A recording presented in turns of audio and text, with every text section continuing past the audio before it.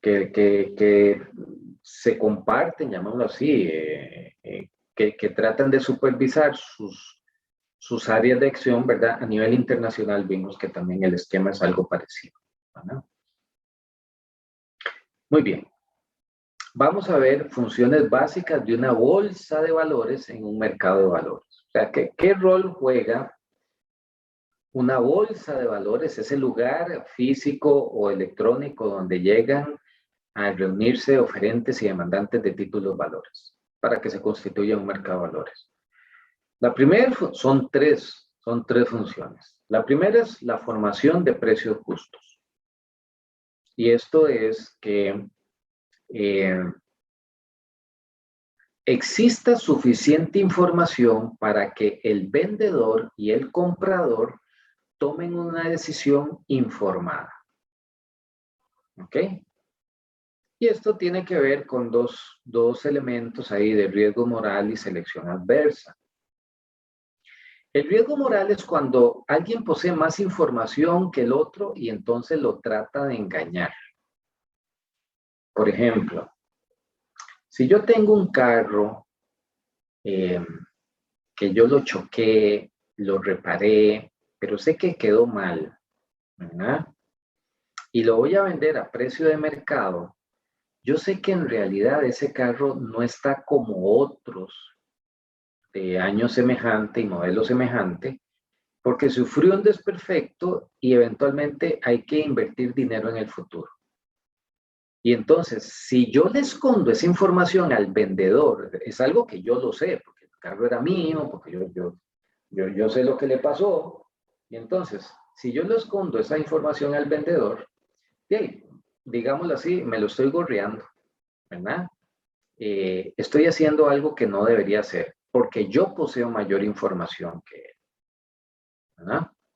Y entonces el riesgo moral se da cuando no hay suficiente información para todos los participantes, el comprador y el vendedor, y entonces el vendedor puede tomar ventaja por tener mayor información y elevar el precio porque tiene mayor información, o no disminuir el precio porque tiene mayor información. La selección adversa es cuando el comprador no tiene suficiente información. Entonces yo solitico, digamos, yo me jodo solitico. Solitico tomo malas decisiones, ¿verdad? Porque entonces se me ocurre que quiero comprar un carro marca Los Patitos porque me gustan mucho y porque he visto que hacen, bueno, y entonces estoy dispuesto a pagar, voy a poner una cifra, $10,000 por el carro. Pero yo no sé, yo no tengo información de que la compañía, la empresa que fabrica los carros Los Patitos, ha dicho que ese modelo que yo quiero comprar tiene un defecto en la bomba de gasolina y entonces son altamente probable que los carros se incendien. ¿Ah? Pero yo no tengo esa información, entonces yo solitico digo, no, o sea, yo no conozco eso y estoy dispuesto a pagar los $10,000 por el carro, ¿verdad? Entonces, ando buscando un título, bueno, perdón, ando buscando un carro que estoy dispuesto a pagar los 10,000, cuando alguien ofrece, me lo vende y yo me voy contento, pero yo no sé que ese carro tiene un desperfecto. Bueno, cuando existe suficiente información para todos los integrantes del mercado, se disminuyen el riesgo moral y la selección adversa. Uno de los objetivos, una de las funciones básicas de una bolsa de valores es informar a todos lo más posible para que nadie pueda tomar ventaja de otros por una cuestión de información. La formación de precios, bueno, y eso permite una formación de precios justos, ¿verdad? En el caso del riesgo moral, el carro que yo quería vender y que está dañado, el precio va a bajar, ¿cierto? Y si yo, en el caso de la selección adversa, el carro que yo quería comprar, si me doy cuenta que tiene un defecto, yo digo, no, vea, yo voy a tener que comprarlo en 10,000, pero tengo que invertirle 1,000. Entonces, no, hagamos una cosa, yo lo compro en 9,000 y le invierto 1,000 y sigo pagando los 10,000, pero entonces el precio también baja. ¿Okay? Entonces, la suficiente información ajusta los precios. Y esos precios justos ayudan a una valoración transparente, ¿verdad? Esa valoración transparente es cuando hay muchas personas negociando en una bolsa de valores. Porque si hay una gente que llega a comprar el mismo carro que yo estoy comprando y en lugar de pagar 10,000 pagan 8,000, yo inmediatamente tengo que ponerme a aviso, porque estos más están comprando lo mismo que yo quiero, muchísimo más barato, ¿verdad? Como hay muchos haciendo las transacciones, ¿verdad? Entonces hay una valoración más transparente. Cada contrato es público, se dan cuenta cómo están transando, ¿verdad? Y entonces eso es bueno.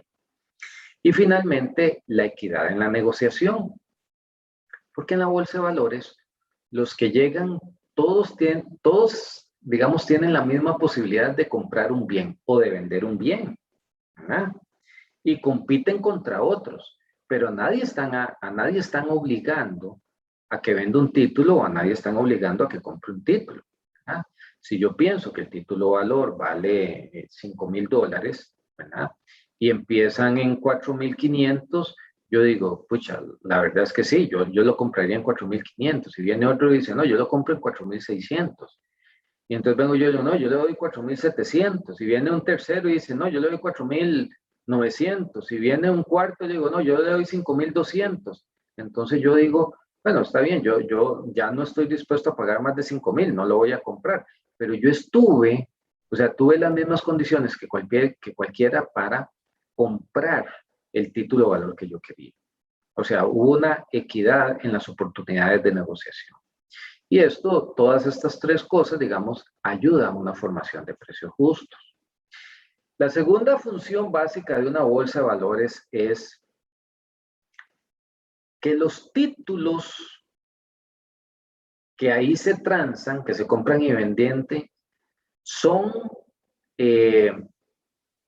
legales y son legítimos, ¿verdad? Es decir, que cuando se hablan de que son legales, es lo que estaba hablando hace un ratito, que son genuinos, es decir, que es un título valor. Es un título que me va a dar a mí ingresos futuros a través de intereses y la devolución del principal. ¿Ok? Y la legitimidad de operaciones quiere decir que quien me lo está vendiendo es el que es el verdadero dueño y por lo tanto está legitimado para vender el título valor. Entonces, cuando yo voy a una bolsa de valores, yo sé que ahí solo se venden títulos buenos, no me van a engañar, y quien me lo vende es el verdadero dueño, tampoco me va a engañar. La bolsa funciona precisamente para controlar ese tipo de cosas. Yo no tengo que estar verificando. Me imagino que ustedes han escuchado que cuando alguien va a comprar algo, sobre todo un carro, le recomiendan a uno, pero cerciórese de que que el dueño es el que le esté vendiendo el carro, sea el verdadero dueño, ¿verdad? Tiene que buscar en el registro que es el dueño para que no lo engañe, ¿verdad? Entonces aquí en una bolsa de valores nos evitamos eso. Sabemos que quien llega a venderlo es el verdadero dueño y que me trae un título que no es una estafa. La tercera función es la eficiencia del mercado. La eficiencia del mercado tiene que ver con la cantidad de información que se maneja. Se dice que una eficiencia del mercado es débil si solo posee información disponible de manera histórica, ¿verdad? Por ejemplo, los estados financieros. Los estados financieros son un dato histórico de la contabilidad de la empresa, ¿verdad? Entonces, recuerden que el concepto de eficiencia es obtener información al menor costo posible, hacer operaciones al menor costo posible, que tiene que ver con el costo. Entonces, débil si yo solo tengo información histórica. Semifuerte si yo poseo información histórica y pública. ¿Qué es que sea pública? Que todo el mundo tenga acceso a ella, ¿verdad? Y la eficiencia del mercado será fuerte cuando la información disponible es la histórica, es la pública que todo el mundo conoce y la privada. Y la privada es la que los emisores están obligados a revelar por medio de hechos relevantes. Un hecho relevante es cuando sucede algo particular en un emisor que puede afectar el criterio de los inversionistas, hay que hacer un comunicado de hecho relevante. Por ejemplo, bueno, yo les he dicho, en Recope es una empresa que tiene emisores de títulos valores. Digamos que quieran cambiar a un gerente, ¿verdad? Y entonces, no, que quieran cambiar al auditor. Y entonces, eso es un hecho relevante, porque tal vez los que invirtieron sabían de la calidad del auditor, de la experiencia del auditor y que todas las auditorías estaban llevándose conforme precisamente porque estaba esa persona. Y entonces, si esa persona renuncia, se pensiona, lo que sea, ¿verdad? Y lo cambian por otro, eso es un hecho relevante. Y constituye información privada. Si usted no fuera un emisor, no tiene por qué estarla relevando, no tiene, revelando. Usted no tiene por qué estar contando que se fue un gerente. Usted no tiene por qué estar contando que cuando compró un producto le salió más caro de lo que lo había comprado, ¿verdad? Algunas cosas, alguna información que es privada, hay que revelarlas con hechos relevantes. Entonces se dice que es fuerte cuando se dispone de información histórica, de información pública y también de información privada revelada por hechos relevantes. Y entonces la única forma de tomar ventaja en una negociación es obtener información confidencial. Y entonces la gente va a la cárcel por comprar títulos tomando ventaja de información confidencial. Entonces, yo no sé si ustedes se acuerdan, pero había una famosa, la Martha Stewart en Estados Unidos, que era una figura pública, llamémoslo así, y fue a la cárcel porque usó información confidencial. ¿Qué puede ser información confidencial? Bueno, están en un proceso de un contrato, de una licitación, y entonces la empresa gana esa licitación, pero de momento nadie sabe, ¿verdad? Pero obviamente los que participaron en la licitación sí lo hacen. Y esa licitación va a hacer que las utilidades de la empresa se aumenten. Entonces, la persona dice, sí, claro, voy a ir a comprar porque cuando la gente se dé cuenta que ganó esa licitación, entonces el valor presente de las ganancias futuras va a aumentar y entonces va a aumentar el precio de la acción. Entonces ya yo voy a haber comprado barato y cuando suba por ese efecto, vendo y me gano algo. Bueno, eso sería obtener información o utilizar información confidencial, ¿verdad?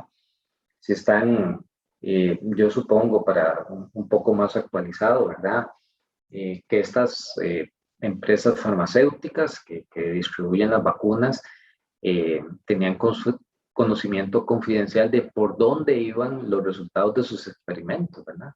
Sin embargo, estaban inhibidos de hacer ciertas transacciones en los mercados de valores o contárselos a otros, obviamente, ¿verdad? Porque hasta que no saliera la noticia oficial era información confidencial, que una vacuna de Johnson Johnson fuera eficaz o de Pfizer fuera eficaz, lógicamente haría que los ingresos futuros aumenten y por lo tanto el valor presente también aumenta y por lo tanto el precio de la acción tiene que subir, ¿verdad? Pero bueno, entonces son esas tres funciones básicas de una bolsa en un mercado. Sobre las calificadoras de riesgo, ya hemos hablado que es una entidad que existe, uno de los participantes del mercado de valores, son las calificadoras, una entidad calificadora, ¿verdad? Es una entidad independiente. que utiliza una serie de análisis, utiliza una metodología de calificación que la presentó ante la Subgeval y le dijo, yo cuando califique voy a utilizar este método de calificación, voy a buscar esto, esto y esto y esto, y de acuerdo a eso voy a emitir mi criterio. Porque recuerden que los clientes, los que van a comprar, los inversionistas, miden el riesgo con la calificación. Si la calificación es AAA, dicen, ah, no, muy bien, hay muy poco riesgo aquí. Si la calificación es B, dice que tirada, aquí hay rendimiento, ¿verdad? Pero también hay un mayor riesgo, ¿verdad? Y entonces, las calificaciones, recuérdense de esto, usualmente son, voy a pasar a la siguiente lámina, ¿verdad? Son letras, ¿verdad? Una AAA tiene menos riesgo que una B o que una C. La D es, dice, sí, este carajo está mal, ya va a perder, va a dejar de pagar. Y la E es ya cuando efectivamente no está pagando, ¿verdad? Pero estas letras no son iguales si es un bono o es una acción. ¿Ok? Cuando es un bono, véanlo en la baja, en la parte baja de la filmina, cuando es un bono, la calificación lo que me dice es la probabilidad de pago. ¿Qué tan probable es que el emisor pague los intereses y el principal de esos bonos? ¿Ok? En el caso de deuda, en el caso de bonos. En el caso de acciones, es la capacidad para mantener el valor de la acción. Es decir, que no caiga. Ven que la calificación no representa lo mismo para un bono que para una acción. Repito, para un bono es la probabilidad de pago y para una acción es la capacidad de mantener el valor del precio de la acción. Una acción vale el valor presente de los ingresos futuros de una compañía. ¿Ok?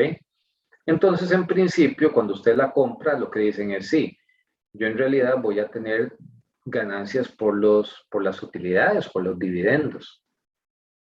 Pero no quiero que la acción pierda de valor, porque si la acción pierde de valor, estoy perdiendo dinero. Por eso es que se habla que mantener el valor en caso de las acciones. ¿Consultas hasta aquí?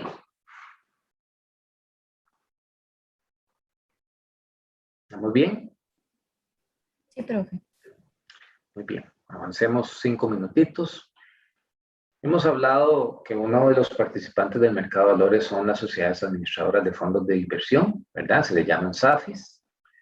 Deben de estar autorizadas por Subgeval. Y la función exclusiva de una SAFI es administrar un fondo de inversión. Y lo que hacen es cobrar una comisión por esa administración. La SAFI no es dueña del fondo de inversión. ¿De quién es el fondo de inversión? ¿Quiénes son los dueños? Los inversionistas en el fondo de inversión. La SAFI lo que hace es administrar el fondo de inversión y cobrar una comisión de administración. Claro, las SAFIs son entidades, digamos, especializadas, con personal especializado en invertir en títulos valores que tienen ciertas características. Por eso ahí, vamos a ver después, hay fondos de inversión de corto plazo, de largo plazo, de bonos, de acciones. Hay una serie diferente de sociedades administradoras de fondos de inversión. Sin embargo, por el momento lo que vamos a ver es que esas sociedades no son dueñas de los fondos de inversión, sino administran el fondo de inversión a cambio de una comisión. Una anécdota interesante es que hace 15 años pudo haber pasado esto. Hay un fondo de inversión que lo administra el Banco de Costa Rica. Y ese fondo de inversión lo que tiene son edificios en Fórum 1. Y entonces, esos edificios se rentan a compañías y eso pues obviamente tiene un ingreso por la renta y tienen algunos costos ahí que hay que mantener, pero entonces eso genera ganancias. Era un fondo muy apetecido, muy rentable. Entonces, otra sociedad administradora de fondo de inversión de una empresa privada le ofreció a los inversionistas de ese fondo de inversión, de Fórum 1, que ellos le administraban el fondo de inversión.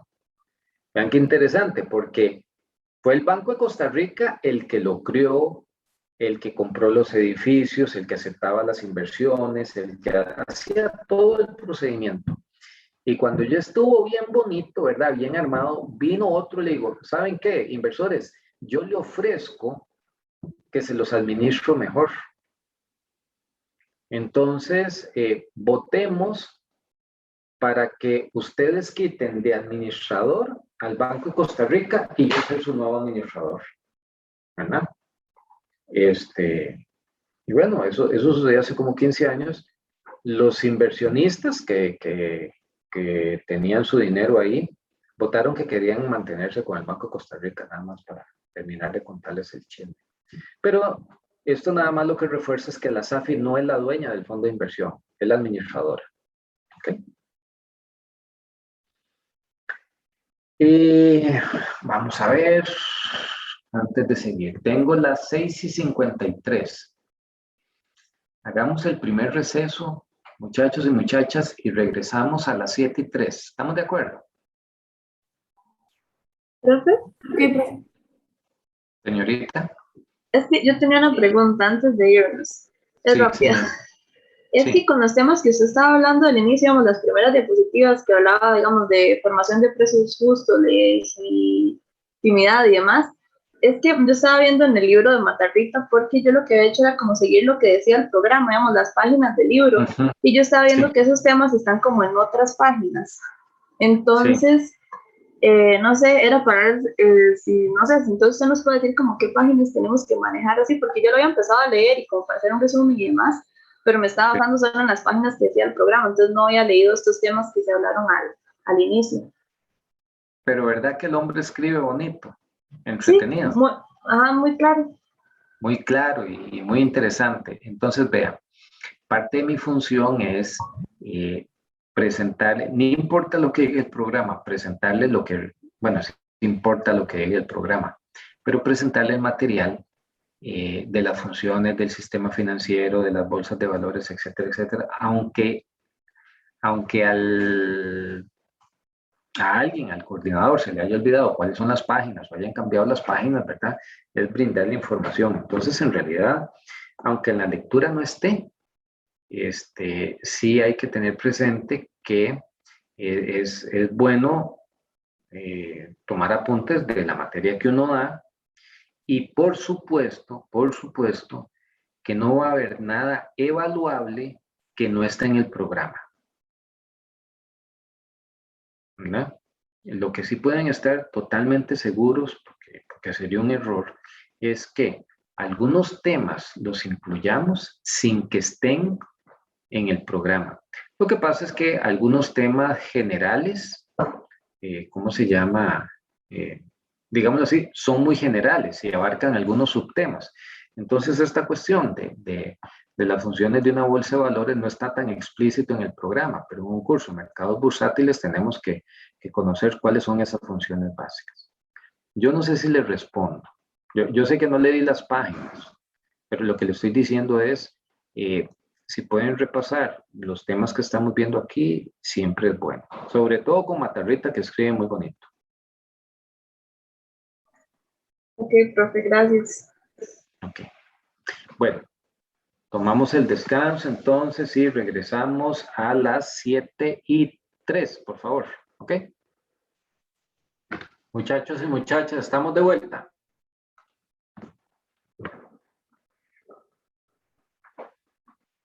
Sí, profe, aquí estamos.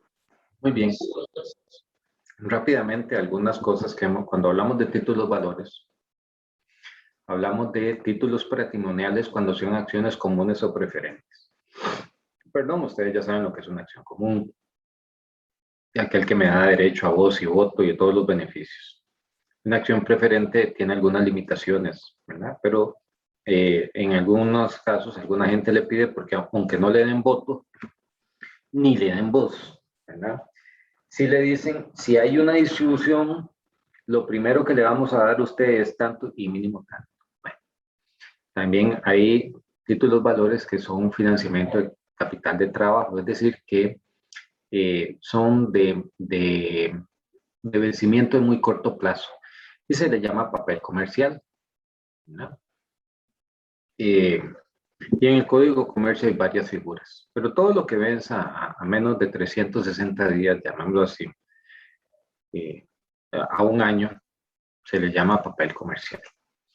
Y también hay instrumentos de financiamiento de formación de capital, ¿verdad? Que son aquellos que tienen un vencimiento mayor a 360 días, ¿verdad? O mayor al vencimiento de un año. ¿Verdad? Entonces, nada más porque hay veces hablamos de papel comercial, vencimiento a menos de un año, de formación, de financiamiento, perdón, de títulos de formación de capital de mayor de un año o títulos patrimoniales. Los dos segundos son bonos, ¿verdad? Pero es nada más como recordar. El que falta aquí son las participaciones de los títulos de los fondos de inversión. Recuerde que los fondos de inversión no emiten títulos de deuda, lo que emiten son participaciones. Y entonces uno lo que compra son participaciones. El inversor va y compra participaciones. Una participación es una alícuota de todo el valor del fondo de inversión. Entonces, digamos, la gente lo que tiene invertido es X cantidad de participaciones, como decir X cantidad de acciones. Y el valor de la participación es el que cambia con el tiempo, como el valor de las acciones cambia en el tiempo. Entonces usted gana porque, digamos, si la acción sube, usted ganó. Si la participación de un fondo de inversión sube, usted ganó dinero. ¿Okay? Rápidamente, ¿por qué es atractivo ir a buscar financiamiento al mercado de valores comparado con el financiamiento bancario? Recuerden que si ustedes van a un banco, ahí lo tienen en la línea azul, hay una diferencia entre la tasa activa y la tasa pasiva, ¿verdad?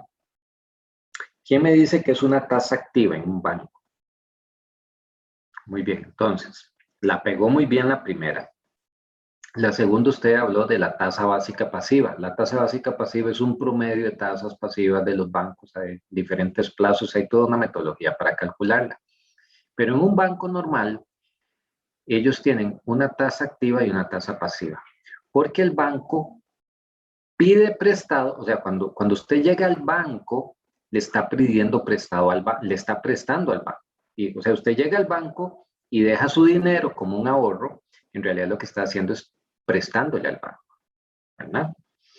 Y entonces, si usted llega al banco y deja su ahorro, digamos que ustedes llegan al banco con 1 millón de colones y dejan su ahorro ahí, el banco le ofrece pagar un 5%.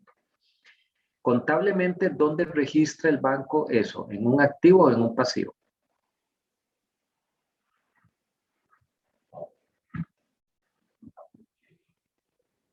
Correcto. Esa es la tasa pasiva, porque se registra como un pasivo. El banco es el costo de fondearse del banco. Le reconoce usted 5%. Y resulta que entonces el banco agarra esos 2 millones y me los presta a mí a un 20%. ¿Dónde registra ese dinero que me lo prestó a mí? En una cuenta por cobrar, en una cuenta en el lado de los activos, ¿verdad? Entonces ahí tenemos la diferencia entre la tasa pasiva y la tasa activa. Le pide a usted Burgos al 5% y me presta a mí al 20%. Y esa es la diferencia, el spread bancario, ¿verdad? Esa diferencia entre la tasa de interés del 5% y el 20%, ¿verdad? Ellos se lo ganan para cubrir sus costos de operación y tener utilidades. Bueno, ese es el negocio de los bancos, ¿verdad? Pero cuando yo voy al mercado de valores, tengo una tasa de colocación, ¿ok? Y la tasa de colocación puede ser del 10%, dependiendo de mi riesgo. Y entonces se vuelve muy atractivo para el que coloca. ¿Por qué? Si yo fuera el colocador, el emisor, ¿verdad? El que necesito financiamiento, en lugar de ir al banco a que me presten al 20%, voy al mercado de valores y tengo un costo del 10%, porque les prometo pagar a mis inversionistas un 10%. Y entonces, para mi emisor es muy atractivo porque tengo menores costos. Mientras que para el inversionista, en lugar de ir al banco y que le den un 5%, me da el dinero a mí y yo le doy un 10%. Lógico, tengo que pagarle más porque él percibe que yo soy más riesgoso que el banco, ¿verdad? Pero entonces noten que en el mercado de valores la tasa de colocación está en medio de la tasa pasiva y la tasa activa. Entonces gana el emisor porque tiene costos de colocación más bajos y gana el inversor porque obtiene mayores tasas de interés. Entonces, pues hay una serie de costos a considerar a la hora de poner la tasa de colocación, no solo costos financieros y estratégicos, sino también tributarios, ¿verdad? Que no vale la pena ahondar ahora vamos a ver un poquito de esto, pero lo más importante aquí es que la tasa de colocación en el mercado de valores está en medio de la tasa activa y la tasa pasiva, lo cual hace atractivo para el inversionista porque obtiene mayor rendimiento y para el emisor porque tiene menor costo a la hora de endeudarse. Esa es la diferencia en la tasa de mercado, digamos, entre buscar financiamiento en el mercado de valores o buscarse financiamiento en el mercado bancario. Muy bien. Aquí tenemos una clasificación de las operaciones bursátiles, ¿verdad? De acuerdo al mercado donde se hace la colocación, donde se hace la compraventa del título de valor, puede ser primario o secundario. Ya habíamos visto que era un mercado primario y ya habíamos visto que era un mercado secundario. De hecho, parte de la lección asincrónica de esta semana va a ser una capacitación que se tiene sobre el mercado primario y mercado secundario. ¿Okay? Ahí van a ver más cosas durante la semana. Sabemos que el mercado primario es donde los títulos valores son vendidos por primera vez directamente por el emisor. Y el mercado secundario es cuando ya el título ha sido vendido por lo menos una vez, entonces empieza a pasar de manos. Dependiendo del intermediario de la transacción, es decir, del broker, del agente corredor de bolsa o del puesto de bolsa, se le llaman cruzadas o acordadas. ¿Por qué? Porque yo voy a vender un título y uno de ustedes va a comprar un título, ¿verdad? Entonces, cada uno de nosotros necesita un intermediario, cada uno de nosotros necesita un representante, ¿verdad? Porque yo solitico no puedo ir a la bolsa de valores, tiene que ir el broker que me representa a mí. Yo voy a vender un título y alguno de ustedes va a comprar. Yo le doy las instrucciones, qué es lo que quiero del título, y alguno de ustedes le da al broker de ustedes las instrucciones de qué quiere el título. Bueno, si el mismo broker que compra es el que vende, es el mismo puesto de bolsa que compra, es el mismo puesto de bolsa que vende, se llama que es una operación cruzada, porque es el mismo broker que está interviniendo. No es que lo hacen escondidas, sino que van a una subasta, a los mecanismos de la Bolsa Nacional de Valores, y llegan y dicen, bueno, yo tengo este título, lo ofrezco en tanto. Como el mismo broker, como el mismo puesto de bolsa tiene información, puede decir, sí, eso es un buen precio de venta, entonces yo estoy dispuesto a hacerlo. Lógicamente, el que vende sabe cuál es el precio real y tiene un poquito más de información o más confiabilidad, llamémoslo así, en el precio que está vendiendo. Entonces es muy usual que haya operaciones cruzadas. Si el broker es diferente, ¿verdad? Si es un broker del Banco Nacional y otro del Banco de Costa Rica, se le llaman acordadas, ¿verdad? Porque un intermediario es el que compra y otro intermediario es el que vende. Depende del periodo de liquidación, vamos a ver operaciones que se liquidan a hoy, el mismo día que se da la orden. Ordinarias, que usualmente es a hoy más un día hábil posterior, es decir, yo doy la orden hoy de vender o de comprar y se ejecuta hoy, pero me liquidan mañana, ¿verdad? Porque hay una serie de trámites que realizar. O a plazo cuando son menores de 360 días. También existen las opcionales, que eso tiene que ver con títulos valores asociados con futuros y opciones, que no hay mucho en nuestro mercado, no se operan, en otros mercados sí podemos encontrar eso. Era lo que yo les decía, cuando lleven el curso de mercados financieros internacionales van a ver el tema de futuros y opciones. Dependen del origen, pueden ser del sector público o sector privado. Si son del sector público, recuerden que pueden ser de política fiscal, de política monetaria o política crediticia. ¿Ok? Política fiscal si los emite el Ministerio de Hacienda. Política monetaria si los emite el Banco Central de Costa Rica. Y de política crediticia los que emiten los bancos públicos del Estado, ¿verdad? Que sirven para recoger dinero para prestárselo al público, la intermediación que hace el banco. Y en el sector privado, pues se transan acciones, obviamente, ¿verdad? Acciones de una sociedad anónima, se transan obligaciones, que son bonos, y se tratan instrumentos convertibles. Por ejemplo, una acción que cuando venza, en lugar de darle una acción, de devolverle la acción, le dicen, bueno, depende del valor de la acción, se lo voy a dar en tanto dinero equivalente a 10 acciones, ¿verdad? O si le dieron acciones preferentes, pueden ser que cuando se liquiden le den acciones comunes. No es una figura muy utilizada, pero existe. Y algo que me interesa mucho es esto de la rentabilidad. Según su rentabilidad, la rentabilidad fija o la rentabilidad variable, ¿verdad? La rentabilidad fija es cuando está en un título valor definido el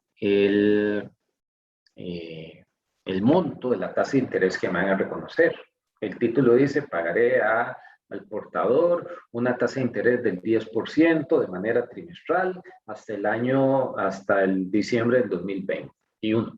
No, sí, 2021, para poner un ejemplo. Sin embargo, pueden existir tasas variables. Una es la tasa ajustable. La tasa ajustable pueden ser de dos características. Se mantiene igual el valor del principal, es decir, la deuda, pero cambia la tasa de interés, ¿verdad? Entonces, por ejemplo, un título de valor que es de 1 millón de colones y se mantiene 1 millón de colones, el principal se mantiene igual. ¿Cómo cambia la tasa de interés? Por ejemplo, si dice, yo pago, disculpe, yo pago tasa básica pasiva más 1 punto o tasa básica pasiva más 5 puntos, ¿verdad? Como la tasa básica pasiva cambia constantemente, entonces la tasa de interés es variable. También están los títulos indexados, ¿verdad? Un título indexado es cuando cambia el valor del principal y la tasa de interés se mantiene constante. ¿Cómo cambia el valor del principal? Bueno, el típico ejemplo es títulos en una moneda, en dólares, ¿verdad? Si lo comparemos con nuestra moneda en curso, que son los colones, de todos los días están cambiando el valor del principal. Si yo tengo $1,000, pues unos días serán 620,000, otros 622,000, otros 623,000, otros 630,000 han estado subiendo, ¿verdad? Mucho el tipo de cambio y la tasa de interés es la misma. Sin embargo, el título indexado por excelencia es uno que tiene el Banco Central que está asociado a la inflación real. Son títulos en una unidad que no es una moneda, sino es una unidad asociada a la tasa de inflación, ¿verdad? Entonces, ¿cómo está cambiando la inflación constantemente?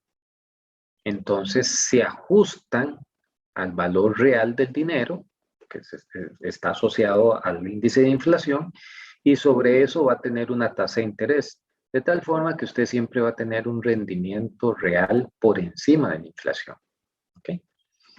Bueno, en estas clasificaciones de las operaciones bursátiles, ahí está en Matarrita,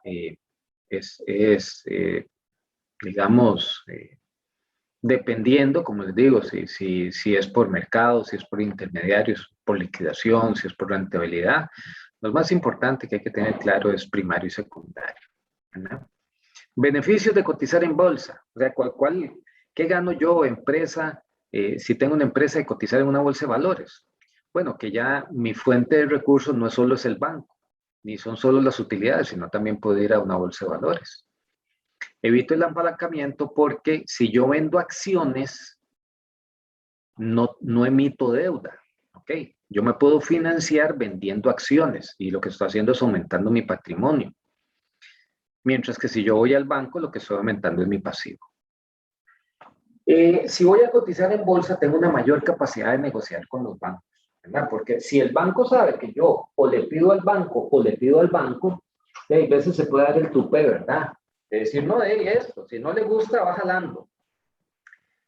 Pero si la gente tiene capacidad de ir a una bolsa de valores, el banco tiene que saber si mi negocio es prestarle dinero y este carajo puede ir a pedir dinero a una bolsa de valores. Entonces hay una mayor capacidad de negociación. Hay una reducción de los costos y gastos financieros, ¿verdad? Recuerden que cuando hablamos de la tasa pasiva y la tasa activa, ¿verdad? Y pusimos la tasa que se da en una bolsa de valores, estaba en el medio. Entonces, yo emisor voy a tener una reducción en mis costos de la tasa de interés.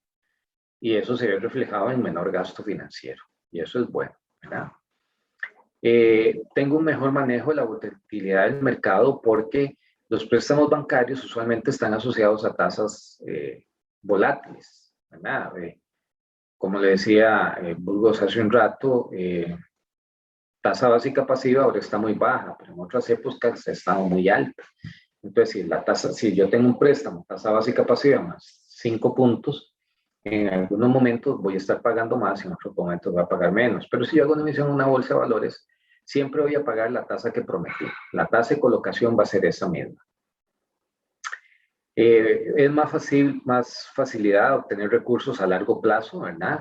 Y entonces yo, dependiendo si mi flujo del proyecto me genera muchos recursos al final de la vida económica, pues yo podría prometer que pago mayor cantidad ¿cómo se llama? De principal al final de la vida económica del proyecto. Y mientras tanto solo pago los intereses.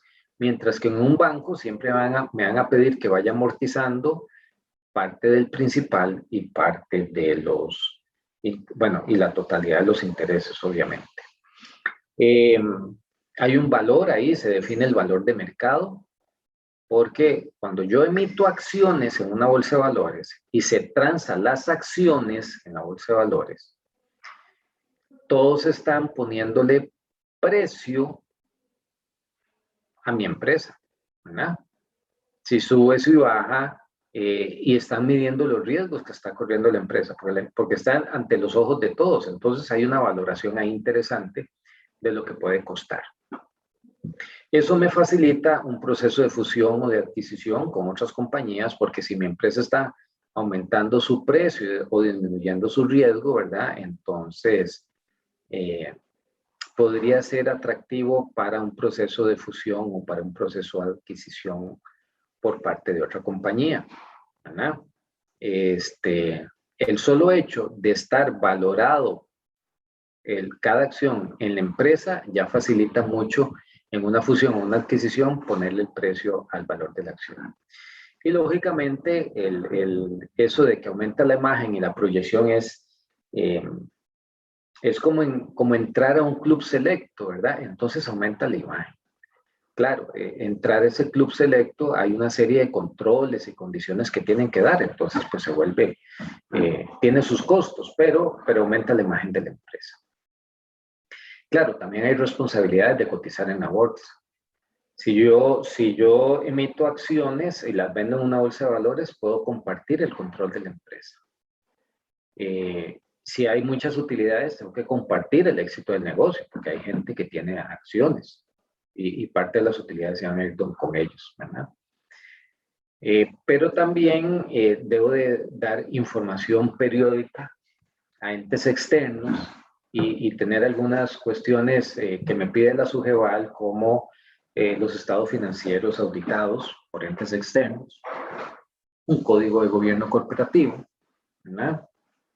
Estar constantemente atento a si tengo que publicar algún hecho relevante, tiene sus costos, y lógicamente estar pagando la calificación de mi emisión o de mis acciones para que el mercado se esté enterado de cuál es la calificación que le dan los expertos. ¿Okay? Esto no lo vamos a ver ahora. Consultas hasta aquí.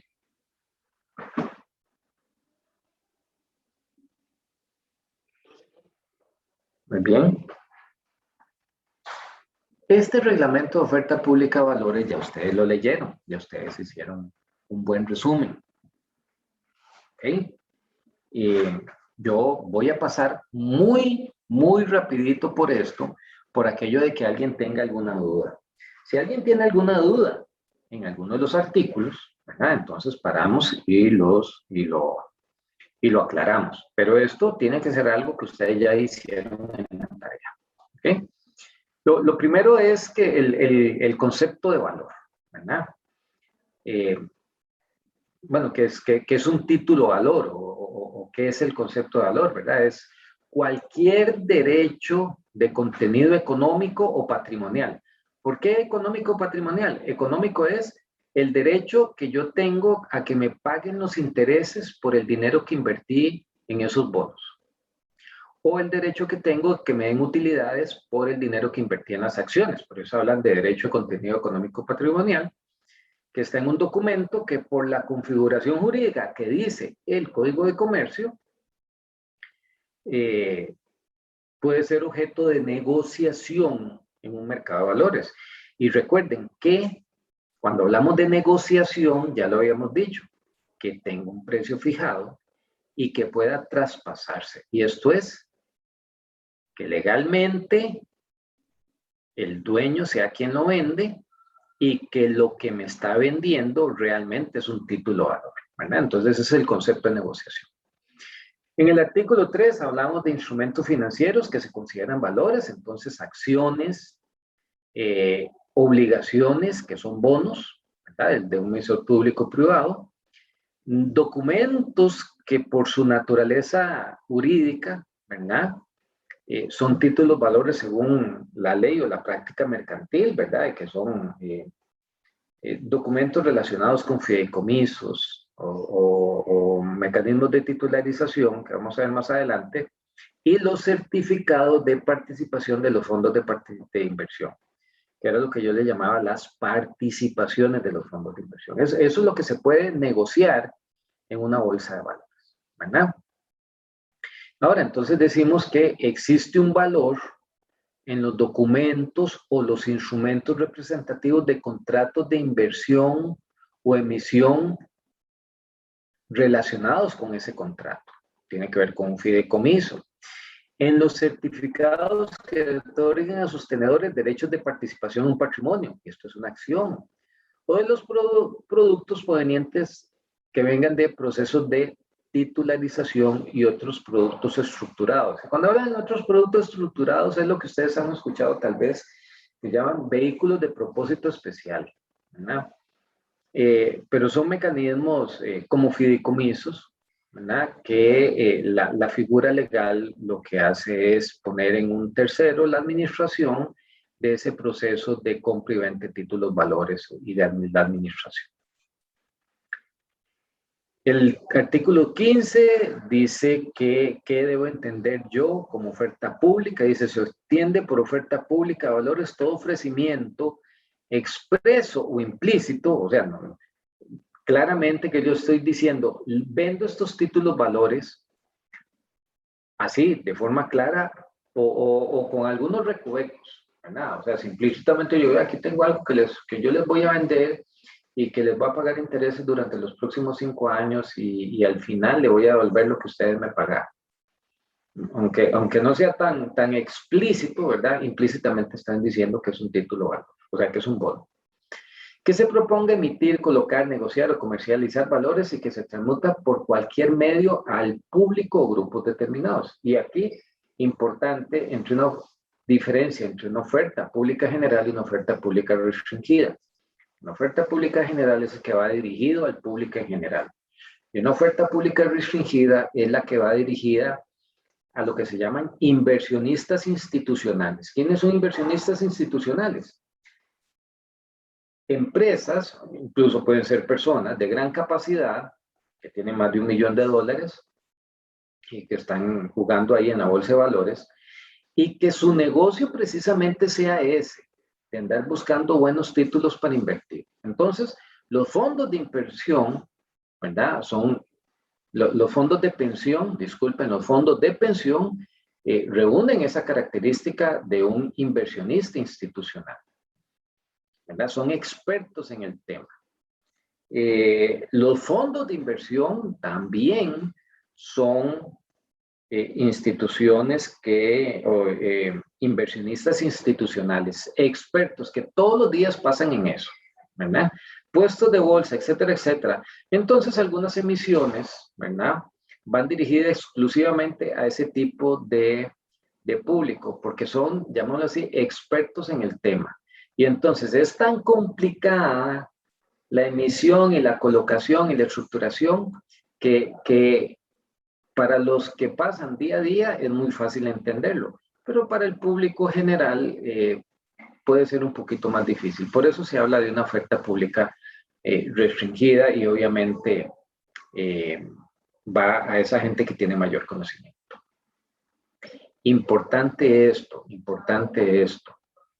Para el ofrecimiento, para que el ofrecimiento constituya oferta pública de valores, debe cumplir alguna de las dos condiciones. Uno, que se haga desde territorio costarricense, ¿verdad? Sin importar el domicilio de la persona que va a invertir. Es decir, puede ser un costarricense o puede ser un extranjero en otro lugar, ¿verdad? Pero se realiza desde territorio tico hacia inversionistas ticos o hacia inversionistas extranjeros. O dirigirse a personas que viven en Costa Rica sin importar de qué país es el emisor. Entonces, alguna de estas dos condiciones debe que cumplirse. O que se haga de aquí para inversionistas ticos o extranjeros, o que se haga afuera para y se dirige a inversionistas ticos. Entonces, esto es importante para ver, porque ¿quién queda excluido? Las emisiones del exterior que van dirigidos a inversionistas del exterior, obviamente.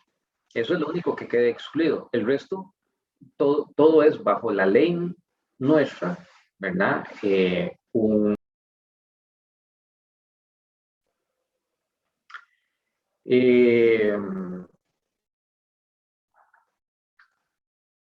el artículo 15 se aclara lo siguiente, que es importante, que no es oferta pública los servicios de asesoría de inversión. ¿Quién hace asesoría de inversión?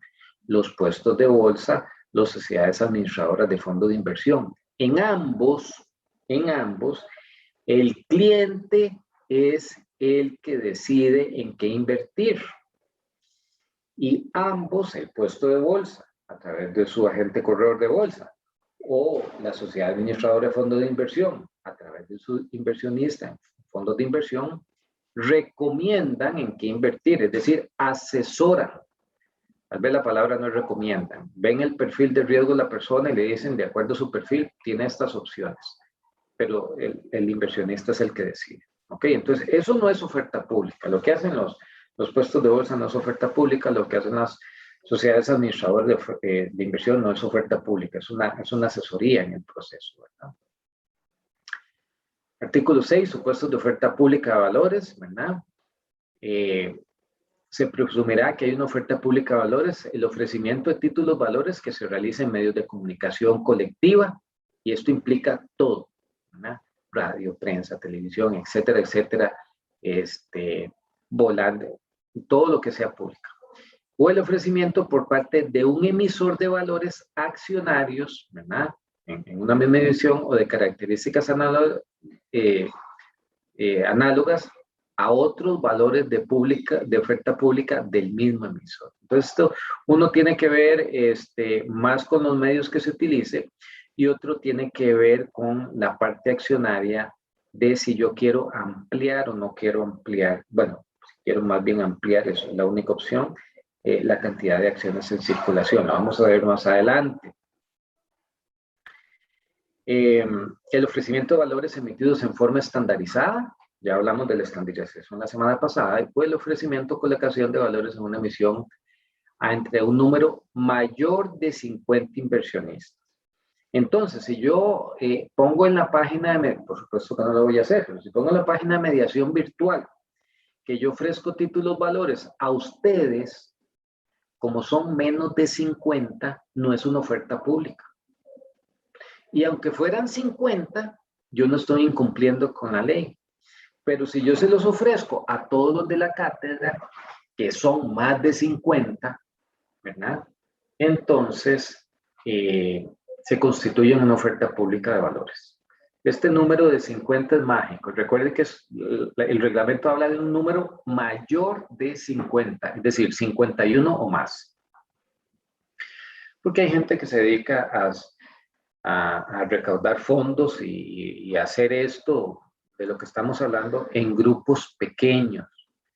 Se reúnen y obviamente pues la confianza tiene que ser la misma, pero hacen el mismo proceso, pero en grupos pequeños. ¿Ok? Ciertos grupos de interés económico.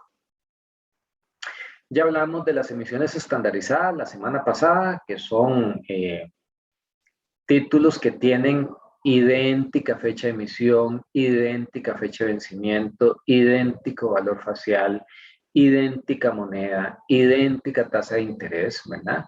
Idéntica cantidad digamos, de pagos al año, la periodicidad de pago y las amortizaciones, idénticas garantías y, lógicamente, idéntico el código de identificación internacional, ¿verdad? El número que se le asigna, el ISIN. Pero hablamos la semana pasada de las emisiones estandarizadas que deben de ser estandarizadas de hace unos 20 años para acá. Ahora, ¿quiénes están exceptuados de una emisión estandarizada? Los que están supervisados por la SUGEF. ¿Y quiénes son los que están supervisados por SUGEF? Los bancos y las cooperativas, ¿verdad? Entonces, los bancos y cooperativas pueden, en lugar de hacer una emisión estandarizada, pueden sacar un solo título de 200 millones, ¿verdad? Porque ya ellos, en realidad, cuando hacen esto es porque tienen alguna necesidad de flujo de caja. La SUGEF ya tiene sus propios parámetros para supervisarlos, entonces, pues les da esta dispensa de los títulos estandarizados, ¿verdad? Ahora, como no está estandarizado, es un solo título, ¿verdad? Y si ese título es emitido a más de 360 días, no podrá negociarse en el mercado secundario. ¿Ok? Porque ya el vencimiento es muy largo. Es una inquietud que está ahí en el artículo 10, que nada más señala esa situación. Hay un monto mínimo del endeudamiento en una oferta pública de valores, que son 100 millones de colones o su equivalente en dólares, y tiene que tener al menos 200 valores. Recuerde que como tiene que estar estandarizado, el macrotítulo que habíamos hablado la vez pasada tiene que estar dividido en 200 valores. No pueden ponerse limitaciones a la transmisibilidad, ¿verdad? Porque entonces no podrían estar cambiando de dueño día con día, entonces no puede haber límites de transmisión del título de valor. Los niveles de endeudamiento, esto es importante también. Una empresa emisora no puede tener un endeudamiento total, ¿verdad?, más que 4:1. 4 de pasivo y 1 de patrimonio, ¿verdad? Las entidades supervisadas por su jefe tienen otro límite, es un 11:1, ¿verdad?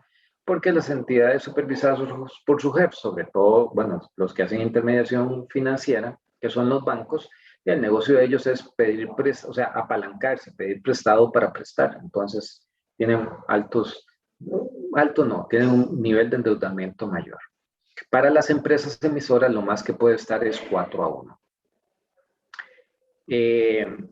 La autorización de la oferta pública solo la hace la SUGEVAL, ¿verdad? ¿Quién está exento? Los que son supervisados por la SUGEF y las instituciones del Estado o instituciones públicas no bancarias. Sin embargo, todas las instituciones públicas no bancarias, voy a ponerle 2 ejemplos, el ICE y Recope, van y le piden la autorización a SUGEVAL porque esto es un mecanismo de decirle a los inversores que SUGEVAL también los está cuidando. Entonces eso da confianza. Las obligaciones de los emisores es de brindar mucha información, de atenerse a lo que diga la regulación, de pagarle al supervisor, que es la SUGEVAL, ¿verdad? Y cualquier otra cosa que incluya la reglamentación. O sea, hay muchas obligaciones. Sobre la inscripción anticipada, nada más aquí lo importante es que cuando yo voy a echar a andar un proyecto, recuerden que pueden atrasarse la inversión inicial o pueden atrasarse en algún momento cuando yo necesite el dinero para un financiamiento específico de una maquinaria, un equipo, ¿verdad? Lo que sea. Entonces, el reglamento lo que prevé es, vea, usted puede hacer todo lo necesario para que sea autorizado a hacer la oferta pública de valores, ¿verdad? Y de hecho puede hacerlo de previo. Y le vamos a dar un tiempo para que usted pueda colocar. Entonces le vamos a dar 4 años para que usted coloque. Porque dependiendo de su flujo de caja, así usted hará una colocación o no la hará, porque no es lógico captar dinero que no se va a gastar, ¿verdad?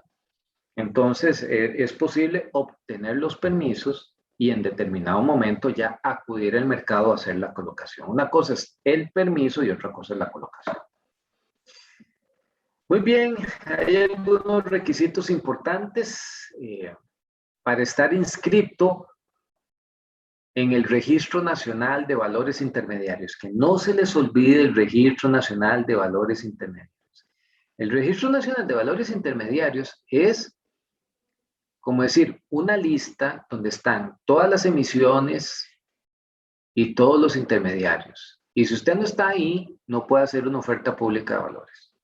¿Ok? De hecho, cuando entran a la SUGEVAL y ven las cosas que hay ahí, se dan cuenta que ahí hay una lista muy grande, porque todo tiene que estar ahí. Y para estar inscritos hay que hacer una solicitud con un determinado formulario, hay que llenar un prospecto. ¿Y qué es un prospecto? Un documento donde se explica muchas cosas de la compañía, en qué se va a utilizar el dinero, cuáles son los mecanismos o sea, todas las reglas del juego. Les voy a poner un ejemplo de un prospecto ahí para que ustedes lo vean, pero es como una guía de usuario y el prospecto tiene que respetarse.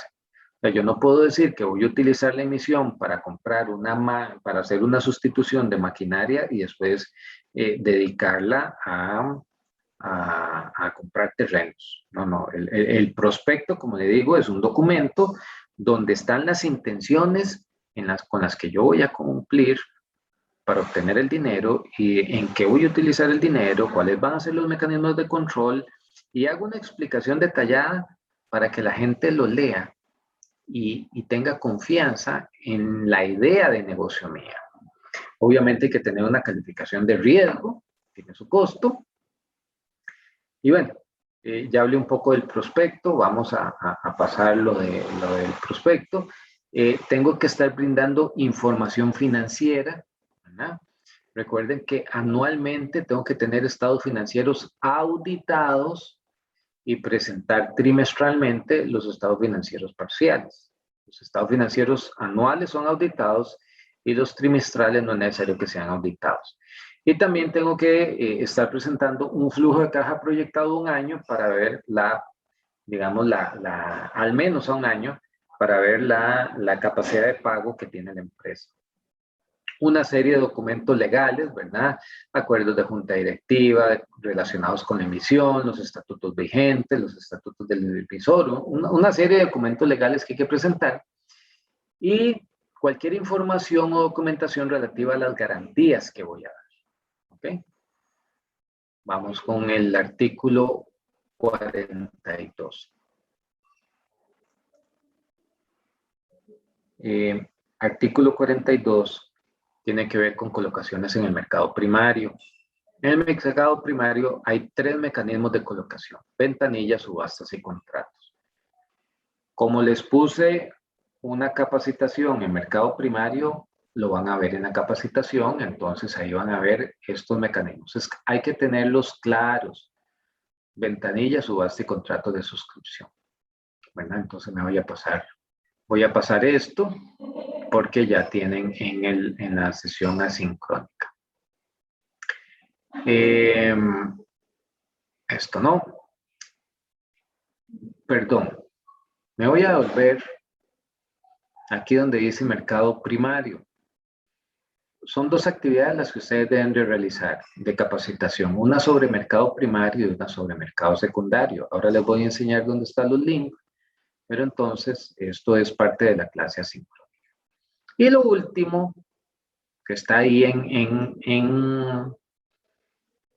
tiene que ver con oferta pública de adquisición. Una oferta pública de adquisición es algo más o menos feillo, que no se malentienda, pero voy a tratar de explicarlo lo más sencillo posible. Toda persona física o jurídica que pretenda adquirir a título oneroso, y llamémoslo así, no quiero utilizar una palabra fea, a la fuerza, que yo quiera adquirir a la fuerza acciones de una sociedad cuyas acciones se negocian en el mercado de valores. Por ejemplo, supongamos que hay una empresa que cotiza en bolsa. La Nación tiene muchos accionistas, ¿verdad? Pero supongamos que son pocos los accionistas y hay alguien que quiere tener la mayoría de acciones de la Nación, ¿verdad? Entonces, esa persona que quiere, bueno, y no se las quieren vender, porque lógicamente él puede ir comprando poco a poco, ¿verdad? Y si hay alguien que se las quiera vender, y cuando digan que se la quiera vender es que tiene que ir a la Bolsa Nacional de Valores para que se vendan y las logra comprar, pues podría hacerlo, ¿verdad? Pero usualmente la gente no lo quiere vender. O hay un grupo que no lo quiere vender porque dicen, sí, este carajo, si quiere tener el control total es por algo, a lo mejor me quedo y yo tengo más ganancias. Bueno, entonces esa persona física o jurídica que quiere adquirir a título oneroso acciones que están autorizadas para transarse en una bolsa de valores, ¿verdad? Y que le permita alcanzar una participación significativa en el capital, ¿verdad? Es decir, tener una cantidad considerable de acciones, deberá de hacer una oferta pública de adquisición, ¿verdad? ¿Y qué implica esto? Que yo tengo que ir a todo el mercado nacional. De hecho, tiene que publicarse en los periódicos y decir, yo, Álvaro González, quiero tener una participación significativa de las acciones de la Nación. Por lo tanto, le ofrezco a los dueños de las acciones de la Nación que se las compro en $100 cada uno. Y probablemente estén negociándose en 90, porque la única forma en que yo logre comprar algo que alguien no quiere vender es que le ofrezca más de lo que vale, ¿verdad? Ahora, aquí hay un paréntesis. Una oferta pública de adquisición no solo se hace cuando yo quiero comprar más acciones y tener una participación significativa, sino cuando hay una reducción en el número de acciones y se disminuye el control, también podría ser que sea necesario hacer una oferta pública de adquisición. Ahora vamos a ver una tercera situación. El artículo 100 dice también lo siguiente. Bien, si hay una empresa pública, con empresa pública es que se venden acciones en el mercado de valores, que quiere cambiar, ¿cómo se llama? Modificar sus estatutos, también tiene que hacer una oferta pública de adquisición, ¿verdad? Entonces dice, toda persona física o jurídica titular de acciones que representen más del 50%, y si tiene más del 50% ya tiene más del valor, o sea, ya tienen el control de la compañía, de los votos, ¿verdad? Que pretenda por primera vez, desde que hubiera alcanzado ese porcentaje, modificar las cláusulas de los estatutos, tiene que hacer una oferta pública de adquisición. Digamos que todos nosotros somos accionistas de la cervecería Costa Rica, porque pensamos que el negocio de la cervecería es bueno y la publicidad y la, ¿cómo se llama? Y la diversificación que tienen en turismo es bueno, etcétera, etcétera. Y hay alguien que logra tener el 51% de las acciones. Y cuando logra el 51% de las acciones, llega y dice, vean, yo me he dado cuenta que tomar alcohol es nocivo para la salud. Entonces no quiero vender algo que sea nocivo para la salud. Voy a modificar los estatutos porque yo tengo el 51% de los votos y a partir de ahora vamos a empezar a vender solo leche. Como tiene el 51% de los votos, él puede tomar esa decisión. Y nosotros no estar de acuerdo, porque nosotros dijimos, no, nosotros nos metimos en este negocio porque las fiestas de Palmares y las fiestas de Santa Cruz y las fiestas de Punta Arenas y las fiestas de La Juelita, en todo lado tomamos cerveza y ahí está la ganancia y por eso me dan dividendos, ¿verdad? Entonces, cuando quiera cambiar los estatutos en algo, lo primero que tiene que hacer es decirles, vean, yo voy a cambiar los estatutos. Por lo tanto, le ofrezco comprar sus acciones porque yo voy a cambiar los estatutos. Entonces también hay una oferta pública de adquisición. ¿Y cómo funciona la oferta pública de adquisición? Vamos permítanme para ver este dibujo, ¿verdad? Hay una solicitud de oferta pública de adquisición. La solicitud de oferta pública de adquisición la hace quien quiera hacer esa compra onerosa. La solicitud se la presenta a Sujeval la aprueba de acuerdo con todos los requisitos establecidos. Cuando la aprueba, entonces el que hace la solicitud presenta las garantías. ¿Y qué es las garantías? Que, por ejemplo, si va a comprar 1 millón de acciones a $1, tiene que tener el 1.000.000 de colones. Y entonces tiene que poner la plata o tiene que poner el certificado de inversión o tiene que poner una garantía de un tercero de que tiene el dinero y dárselo a Sujeval para que vean que no es paja, ¿ok? Y empieza el proceso de divulgación. Lo que le decía, publican en los periódicos quién es el que quiere hacer una oferta pública de adquisición, que los va a comprar en tanto, etcétera, etcétera. Pero entonces el mecanismo de la oferta pública de valores lo que dice es, y durante ese tiempo pueden venir otras personas a presentar ofertas competidoras. Entonces hay alguien que quiere comprar las acciones de los demás, pero puede venir un tercero, un cuarto, un quinto, no importa, decir, no, yo se las compro no a $100 cada uno, a $110 cada uno. Y puede venir uno y decir, no, yo se las compro a $106 cada uno. También tienen que dar las garantías, pero por eso se llama ofertas competidoras. Es como una puja, ¿verdad? Al final hay un proceso donde llegan y dicen, bueno, sí, está bien. Voten a ver a quién se los vende. Si se alcanza el porcentaje requerido, se hace el pago y quedan dueños de las acciones. Si no se alcanza el porcentaje requerido, entonces se desestima la oferta, ¿verdad? ¿Y cuáles son esos porcentajes requeridos? Los que el artículo 102 define, ¿verdad? Dice el artículo 2, si la oferta pública de adquisición quiere tener el dominio entre el 25 y el 50% de las acciones, debe ofrecer comprar como mínimo el 10% del capital afectado, ¿verdad? Si el que quiere comprar las acciones quiere tener el dominio entre el 50 y el 75% de las acciones, debe ofertar como mínimo el 75%. Estos son los porcentajes que se mencionan ahí en el artículo. ¿Ok? Muy bien. Esto es lo del reglamento de oferta pública de valores y voy a poner la cámara. Quiero saber si hay alguna duda o comentario de momento. Yo sé que ustedes ya lo hayan leído y hicieron un resumen, pero puede ser que tengan alguna duda, algún comentario que quieran hacer. Profe, tal vez una pregunta con respecto a eso último. Sí.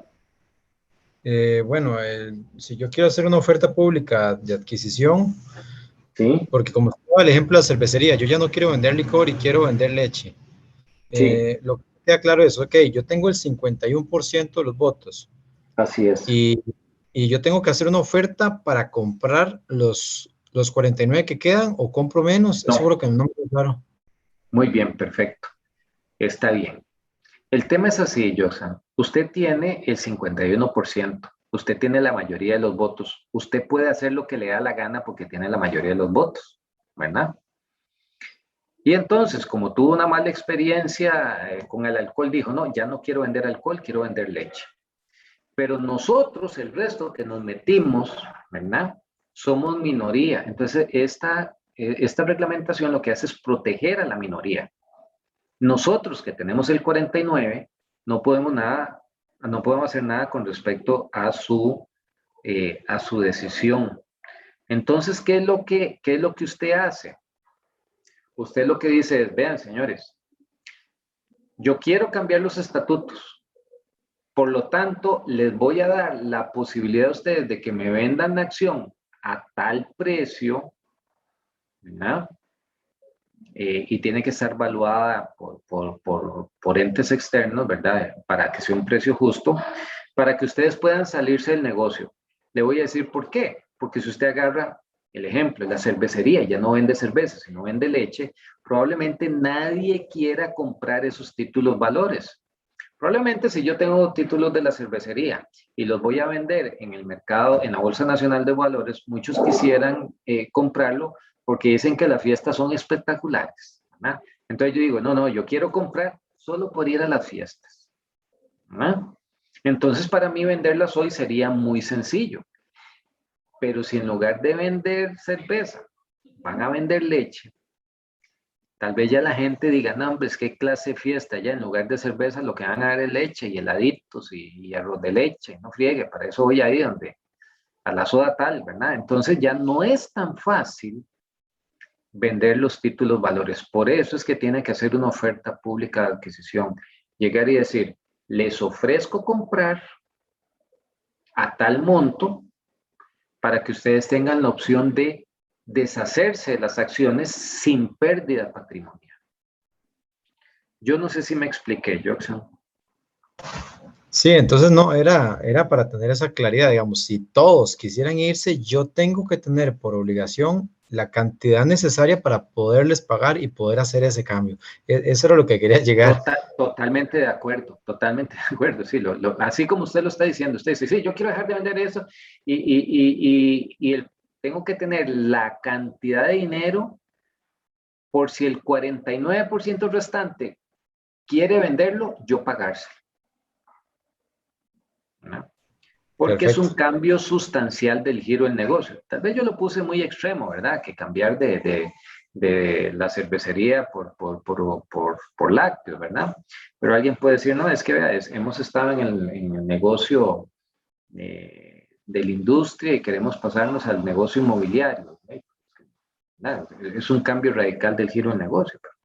Por eso es que se da esta oferta pública de adquisición. Sí.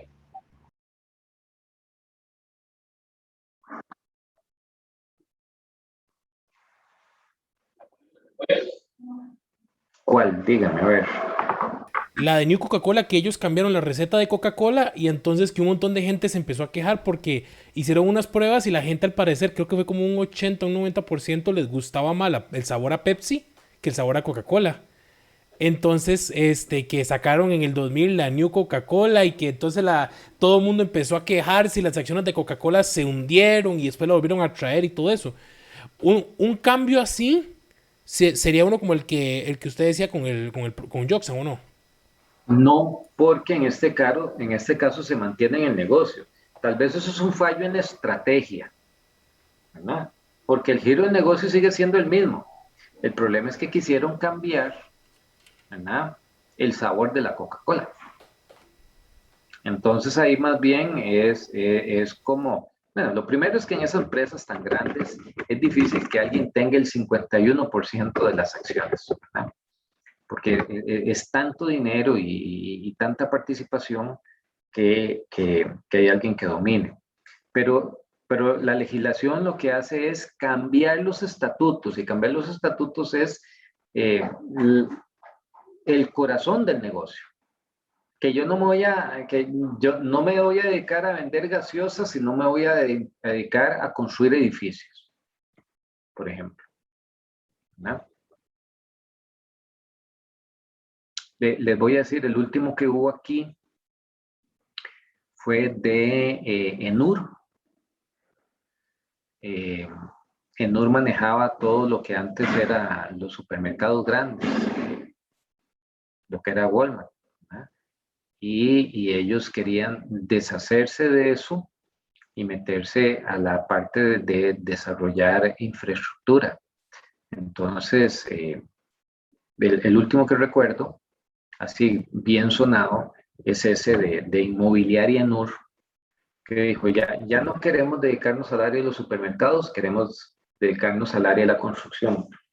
Muy curiosamente, cuando terminaron de construir Oxígeno, no le fue tan bien, que era uno de los grandes proyectos, pero hay gente que tiene mucha plata, entonces tal vez no lo sintieron. Más consultas, más consultas.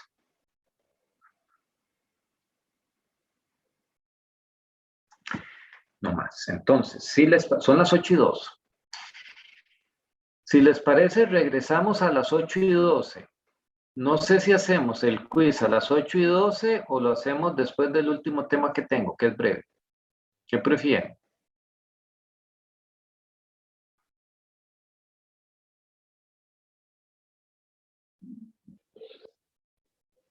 ¿Quieren salir de esa parte?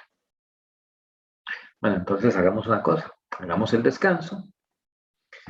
Regresamos a las 8:12 y doy las instrucciones y hacemos el quiz de 8:15 a 8:35. Después vengo con un tema pequeñito y después les explico la parte sincrónica. ¿Está bien? Entonces tomémonos el otro recreo, por favor.